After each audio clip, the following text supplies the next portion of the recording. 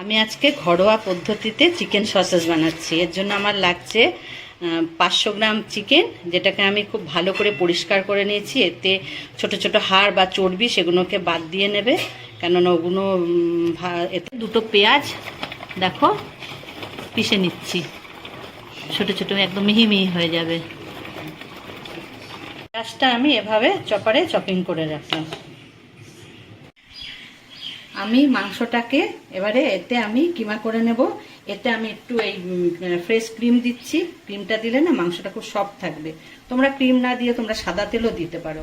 আর দেখো ধনে পাতা আর পুদিনা পাতাটাকে আমি কুচিয়ে নিয়েছি, আর ওই যে গরম মশলাটা দেখেছিলাম ওটা আমি গুঁড়ো করে নিয়েছি, আর গোলমরিচটাকে আধ ভাঙা করে রেখে দিয়েছি। ওটা আমি এরকম কিমার মতন করে নিয়েছি। দেখো একদম মিহি পেস্ট হয়নি, একটু দানা দানা আছে। আমি এর মধ্যে পেঁয়াজ কুচিটা দিয়েছি। এবারে আমি এই সব উপকরণগুলো এর মধ্যে দিয়ে দিচ্ছি। দেখো পুদিনা, ধনেপাতা কুচি, একটু আদা 1 চামচ,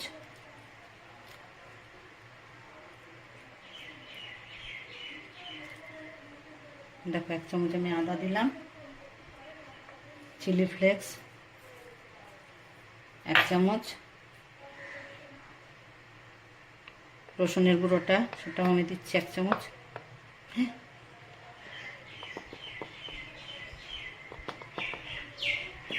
বেশি পড়ে গেছিল। আচ্ছা, লঙ্কা কুচিটা দিয়ে দিচ্ছি। এখানে আমার এই যে গোলমরিচ, গরম মশলা গুঁড়ো সবটাই দিয়ে দিলাম। আমি নুনটা দিচ্ছি,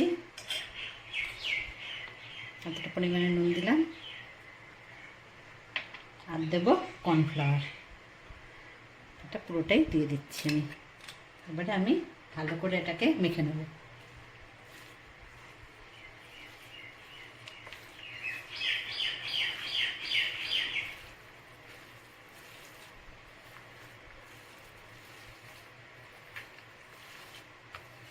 সুন্দর করে এটাকে মেখে নিতে হবে।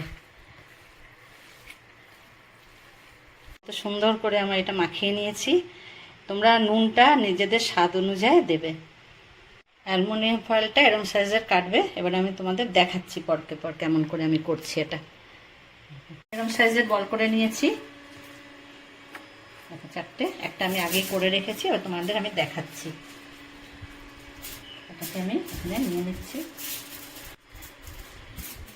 তোমরা চাইলে ছোট ছোটও করতে পারো, আমি একটু বড় বড়ই নিয়েছি। এটাকে খুব চেপে রোলটা করতে হবে। রোলটা খুব সাবধানে সুন্দর করে করতে হবে। এবারে আমি এই 2টো দিক যে আছে, এই 2টো দিক আমি ভালো করে মুড়িয়ে দেবো।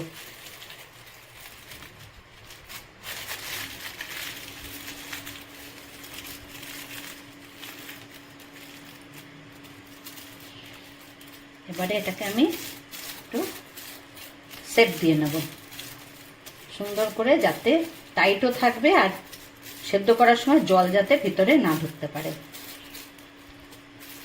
দেখেছো কত সুন্দর হয়েছে।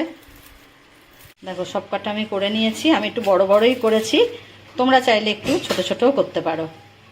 এখানে আমার জলটা গরম হচ্ছে। এবারে আমি এই জলের মধ্যে এগুলোকে দিয়ে দেবো একটা একটা করে। সব কটা দিয়ে দিয়েছি জলের মধ্যে। এটা অন্তত 25 মিনিট আমি এটাকে সেদ্ধ করব। আমি এটাকে ঢেকে দিলাম। সসেজগুলো সেদ্ধ হয়ে গেছে। ঠিক আমি 20 মিনিট রেখেছিলাম, 20 মিনিটেই আমার হয়ে গেছে। এবারে এটা আমি ঠান্ডা করব। ঠান্ডা করে যখন ঠান্ডা হয়ে যাবে তখন এই ফয়েল সমেত আমি ফ্রিজে রেখে দেবো 2 ঘন্টা। 2 ঘন্টা পর আমি খুলে তোমাদের দেখাই। আমার এই চিকেন সসেজের রেসিপিটা তোমাদের যদি ভাল লাগে তোমরা ঘরে অবশ্যই বানিও, আর আমাকে কমেন্ট করে জানিও আমার রেসিপি তোমাদের কেমন লাগে। এটা তোমরা বাচ্চাদের টিফিনেও দিতে পারবে, আর পাউরুটির মধ্যে স্যান্ডউইচেও দিতে পারবে। আমাকে লাইক, শেয়ার, কমেন্ট করবে, সাবস্ক্রাইব অবশ্যই করবে। ঠিক আছে বন্ধুরা, রাখছি।